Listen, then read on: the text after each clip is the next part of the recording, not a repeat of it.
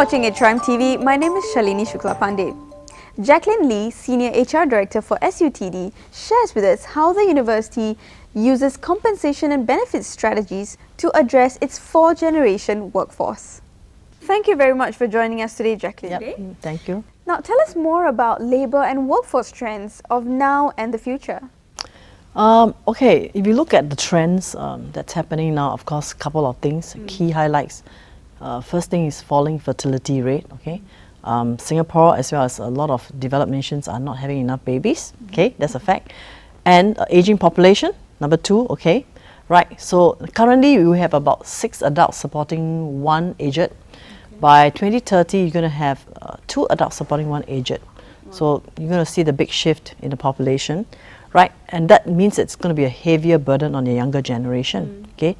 And of course, if you look at the younger generation, there's a lot more connectivity. There's a lot more, we are a lot more globalized.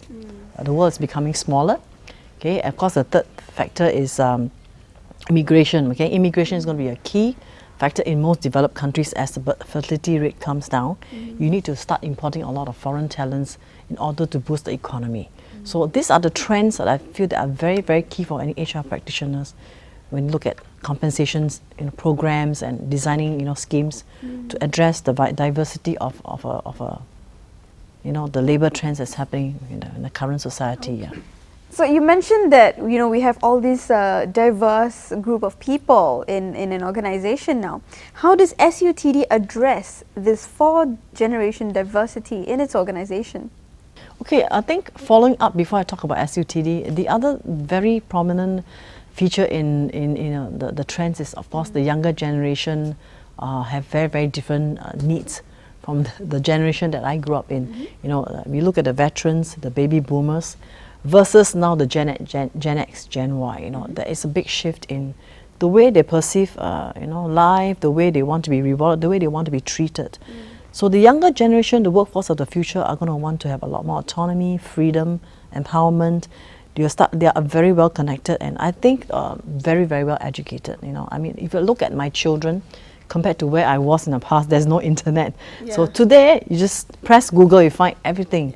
So the younger generation are going to be a lot more educated, highly skilled. So the needs are going to be very different when we address this population. So bearing in mind, when we first started the university from ground up, we realized that we have to attract, employees from, in fact, all the way from your veterans, baby boomers, Gen X, Gen Y. So looking at such a diversity of population, the schemes that we design are going to be very dynamic. You can't just look at a generic scheme that caters to just one generation. You look at something that can spread across all 4 generations.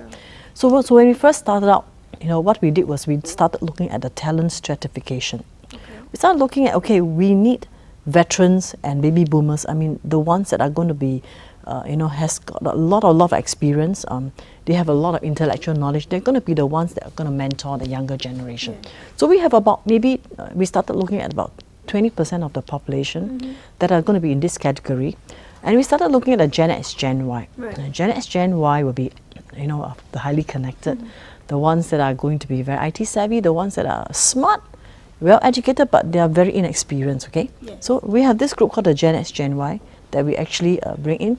And of course, we have another group which is basically the administrative support staff. But even within that group, there's a lot of diversity. So when we designed the programs, we started looking at, what are the kind of reward schemes that will incentivize the baby boomers, the veterans? What are the reward schemes that will incentivize the Gen X, Gen Y? Okay, and of course the reward schemes for the non-academic staff. Okay, so with the veterans and the baby boomers, the schemes are going to be something that are going to be very much geared towards stability, because they want to have healthcare. Healthcare becomes an issue for them. Life insurance, pension schemes.